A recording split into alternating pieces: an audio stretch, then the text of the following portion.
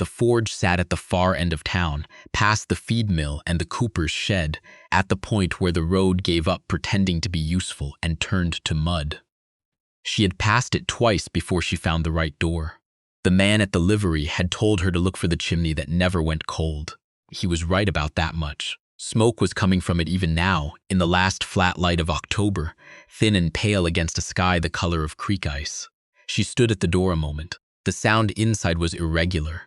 A hammer working, then stopping, then working again. The kind of rhythm that belongs to a man thinking through something with his hands. She knocked. The hammering stopped. When the door opened, the heat came out first. Then the light. Then him. He was taller than the letter had suggested, though letters rarely carried that kind of information. His face was dark from the forge, and he had a burn scar along the inside of his left forearm, old and smooth, the kind a person stopped noticing on themselves. He looked at her the way a man looks at something he has been expecting but not quite imagining. Direct, without anything extra in it. She said she had come about the position. He said he knew. He had only expected her yesterday. She said the coach from untold had a broken axle outside Purdue. They'd waited 4 hours for the replacement. He said, they always do, and stepped back to let her in. The town was called Lacombe. It sat in the middle of flat Alberta farmland, the kind of country that offered no shelter from the wind and no apology for it. The sky here was enormous and indifferent. She had noticed that from the coach window, how the land went on in every direction without the courtesy of a hill. She had come from Ontario. That was far enough that no one here would know her name or what it had meant, which was part of why she had come. The letter had been short. He was a blacksmith.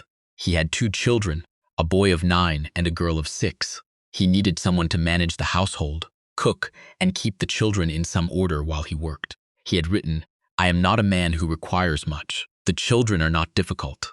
I will tell you plainly that this arrangement is one of work and that I will treat it as such. She had read that line several times. The plainness of it, no promises, no performance. Just a man accounting for himself and leaving room for her to do the same. She had written back the same week. That was 3 months ago. She had taken her time deciding. She had sat with the letter at the kitchen table of a house that was no longer hers to sit in and thought about what it meant to start again. She had done it before. She was 31 years old, and she had done it before. The question was whether she could do it in a place this flat and this cold and this far from anything she recognized. She had decided she could. She was here.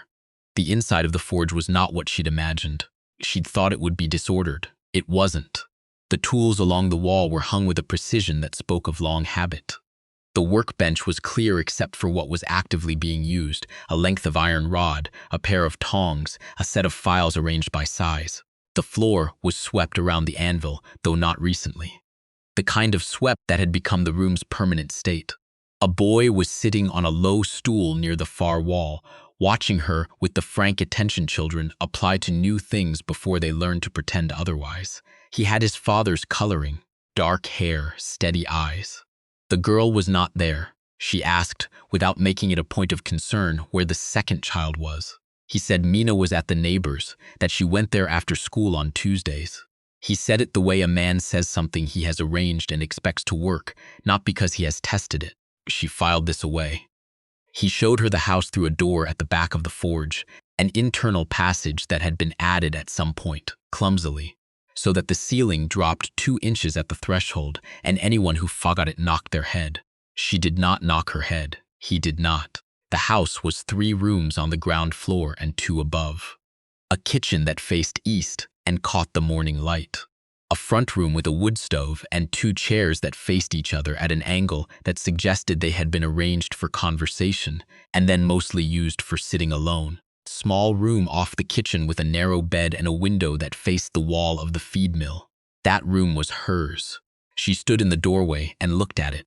Cot, hook, shelf above the window with a dead plant on it, dried to the shape it had been when the water stopped. She set her bag on the cot and turned back to the kitchen. The boy had followed them through the passage. He stood in the kitchen doorway, watching her with his arms crossed over his chest, not in a hostile way. In the way of a child who has decided that watching is better than talking until he knows more. She looked at him directly. She said, "What do you go by?" he said. Prentice. She said that was a good name. He appeared to consider whether this was true. Then he uncrossed his arms. She made supper that first night from what was in the kitchen, which was not a great deal. Potatoes from the bin near the back door, a heel of cured pork hanging from the ceiling, onions that had softened but not turned, dried peas that she soaked in the time she had. The girl came home at 5:30, brought by a woman from 3 houses down who did not come inside, but handed the child off at the door with a look that said she had formed opinions and would share them with someone else later. Girl, Mina, stood in the front room in her coat and looked at her with round dark eyes and did not say anything for a long time. She crouched down to the girl's level. She said she was the one who had come to help with the house. The girl said, "You're not from here." She said that was true. She had come from a long way east. The girl said, "Our mother was from here." She said she was sorry about that, what had happened. The girl looked at her for another moment, then turned and went upstairs to take off her coat. Supper was quiet. He sat at the head of the table, and the children sat across from each other, and she sat at the far end. Prentice ate without comment. Mina arranged her peas into a line along the rim of her plate before eating them, one at a time, from left to right. He watched this without saying anything about it. He had watched it before. It was not a new behavior but an old one he had made room for. She noted that. When supper was finished and the children had gone up, she stayed at the table a little longer than she needed to. He was in the front room, in one of the chairs that faced the other. She could hear the sound of paper. She didn't look in to see what he was reading. She washed the plates in the dark kitchen, the water cold from the pump, and put them back where she had found them. Then she went to her room and lay on the cot and listened to the house. It had a particular sound. The forge ticked as it cooled. The wind came through a gap somewhere near the eave of the second floor. A board on the upper landing settled at irregular intervals with a sound like a question asked and not answered. She had not slept well in a long time. She did not expect to sleep well now. But there was something in the steadiness of the forge ticking down that was almost companionable. She was almost surprised, later, to find that she had slept. The mornings shaped themselves quickly. He was up before first light.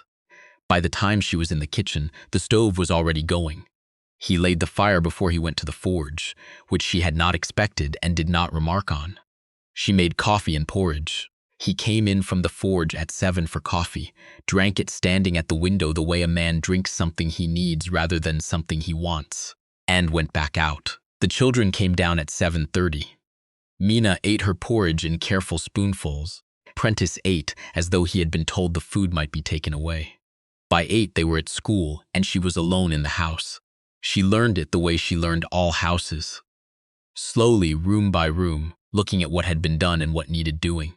The front room needed the windows washed, inside at least. The upper landing had a loose board, the one she'd heard at night.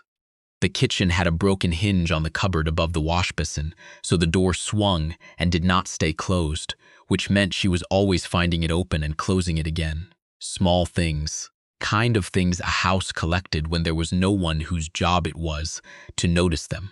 She noticed them, she did not mention them. She fixed the hinge on the 3rd day, when he was at the forge and the children were at school. She found a screwdriver in the drawer beside the back door and tightened the pin until the door held. She wiped the cabinet faces down while she was at it. She rehung it and opened and closed it twice to make sure. That evening at supper, Mina opened the cabinet to get a cup and closed it and opened it again and closed it again. She looked at it for a moment. She looked at her father. He was eating. She looked at the cabinet again. Then she got her cup and sat down. He had not looked up from his plate. But after supper, when the children were clearing, he set his cup down and glanced at the cabinet the way a man glances at something he has clocked and is not going to make a point of. She stacked the plates and said nothing. Nor did he. In the second week, Prentice began appearing in the kitchen in the evenings. It was not announced. He simply showed up one night while she was mending a hem by the lamp and sat down at the other end of the table with a school book. He opened it and looked at the page. She looked at her mending. After a while he said, without looking up, "Do you know long division?" She said she did. He said, "Father doesn't." She said most people didn't actually, and slid the lamp a little more toward his end of the table. He pulled the school book between them. They worked through 4 problems. She did not do them for him. She asked where the number came from and where that one, and let him arrive at the answers himself. When he got one right, he looked at the page as though he didn't entirely trust it. When he got one wrong, he said a word under his breath that she decided not to address. When he went up to bed, he didn't say goodnight in any formal way. He just pushed back from the table and went. But he left the school book on the table instead of taking it up, which she understood to mean he intended to be back. He was back the next night, and the night after. Mina was a different matter. She was not unfriendly. She was careful. There was a distinction, and she understood it because she was the same way herself. Mina watched her the way the girl's father watched her, directly, without performance, noting things and filing them without comment. It was odd to see it in a 6-year-old. Then again, she suspected Mina had been old for 6 for some time now. The first real conversation came on a Saturday morning when the children had no school. Prentice had gone to the forge to be in the general orbit of his father, which was its own kind of conversation. Mina was at the kitchen table with a piece of paper and a pencil, drawing something. She set the bread to rise and sat down across from her. She did not say anything. She did not ask to look. She simply sat. After a while, Mina turned the paper around so she could see it. It was a horse. It was quite a good horse. The legs were in the right places and the eye had something in it. She said, "That's a good horse." Mina said, "It's Mrs. Chadwick's horse. She has a bay."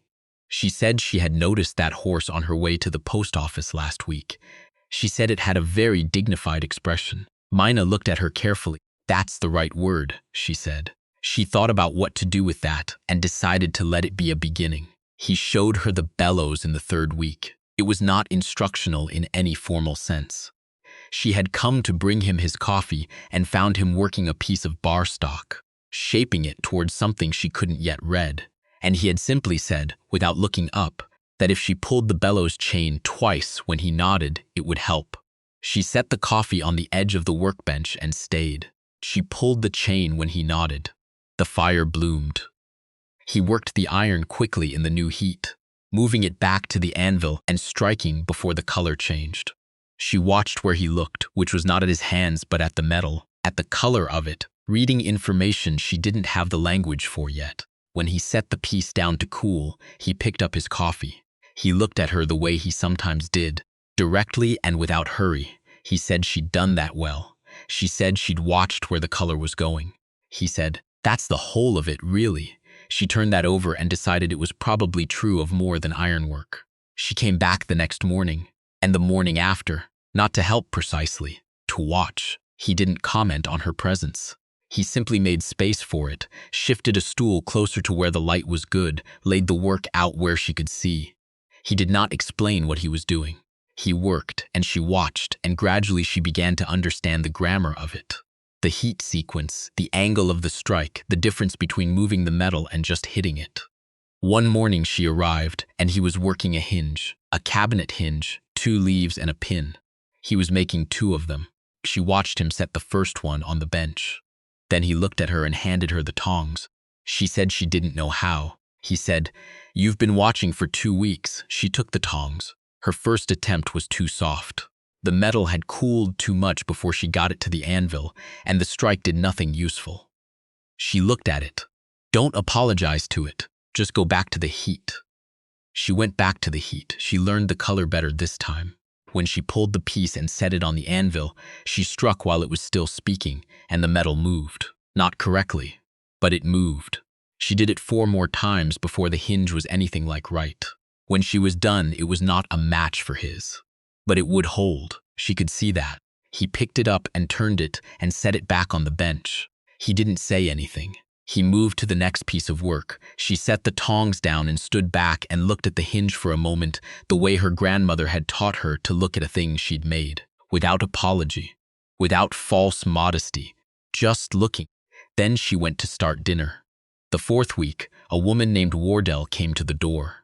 She was from the church 2 streets over, the Presbyterian one with the cracked bell.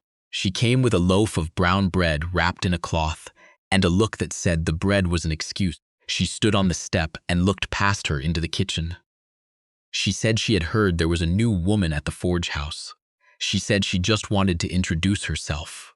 She said the bread was from the church ladies and they hoped she was settling in. She thanked her and took the bread. Wardell said, "The children are getting on all right?" She said they were getting on very well. Wardell said, "He's a good man, you know." She paused. "Private, but good." She said she had no reason to think otherwise.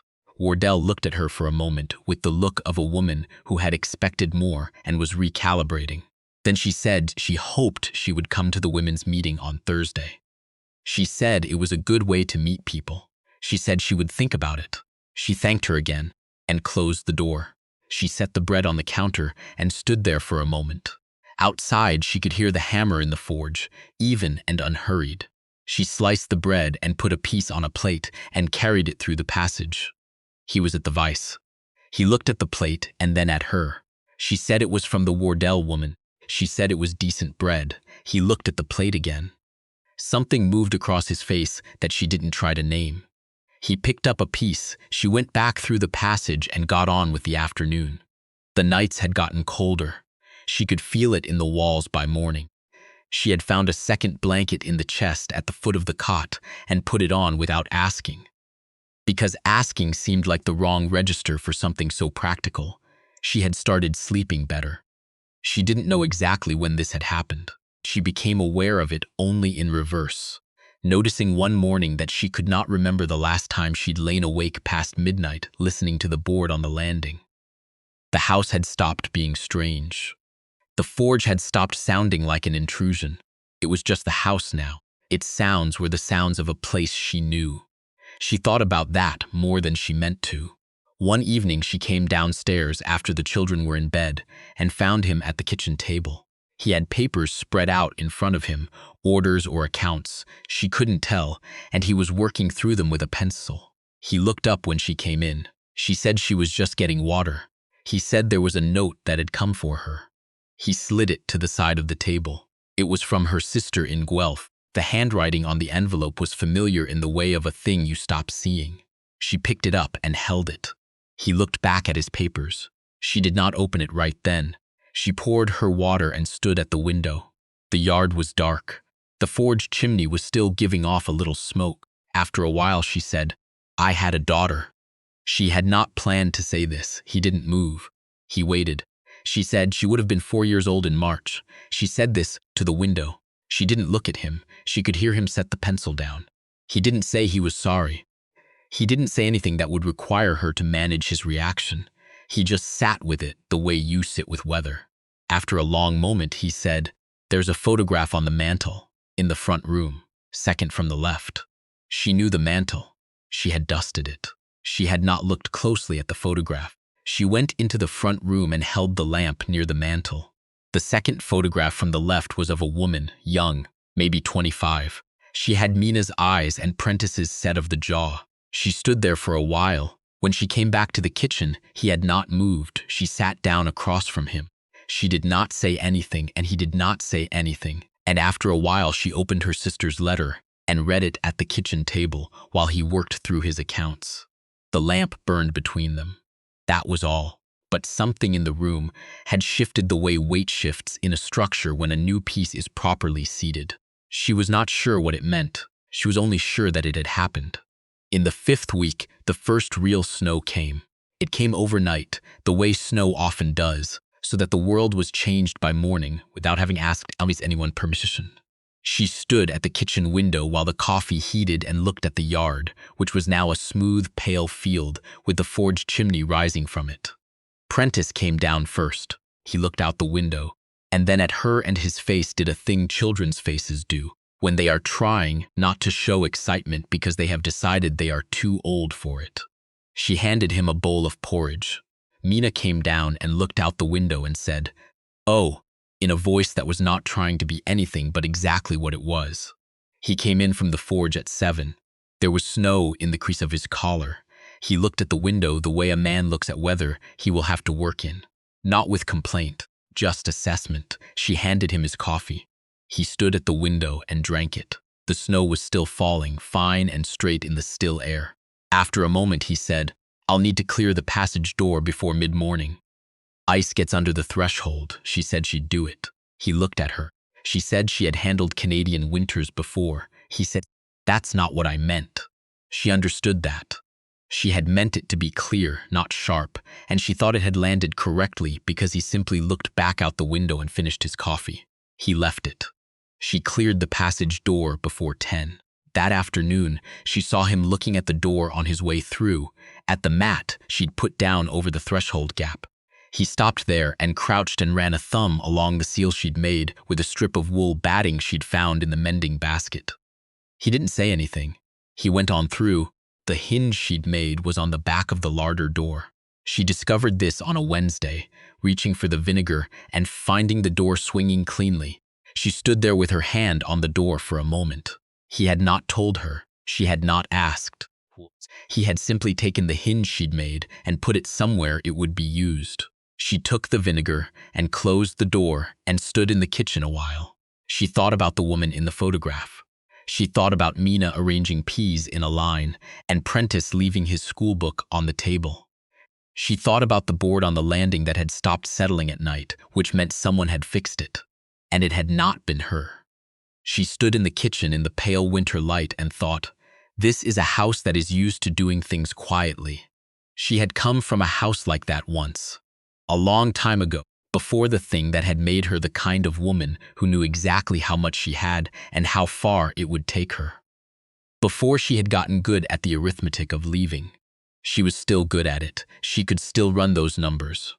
But she noticed, standing in that kitchen, that she had not run them in several days. She was not sure when that had stopped. On a Thursday evening near the end of November, she came into the front room after the children were in bed and found him there, in the chair nearest the stove, and instead of taking the other chair, she stood near the bookshelf and looked at the titles without reading them. He said, "There's one on the second shelf, about the Precambrian shield. Mina's mother brought it from her people." She said she didn't know Mina's mother was from the Shield country. He said she was from north of Sault Ste. Marie. He said it the way a man says something that is simply true and that he carries without particular weight. She pulled the book out. It was old, the spine worn soft. Inside the front cover, someone had written a name in careful script. She did not look at it long. She sat down in the other chair. They sat there for a while. The stove worked at the cold and the light was amber, and she read without reading, turning pages at the pace of the room. Outside, the wind moved through the gap in the eave. It did not whistle. It made the sound of something slow and patient that had learned to be both. After a long while, he said, "The Burrell order will take through February. It's a full set of gate hardware, hinges and latches and the pull handles." She said, "How many pieces?" He said, 14. Maybe more if they want the fence brackets done to match. She turned a page. "I could do the smaller hinges." He was quiet for a moment. She did not look up from the book. He said, "I know you could." She turned another page. The stove settled. Outside, the town was going about its cold business. She sat in the light and let the evening take its time. In December, Mina gave her a drawing.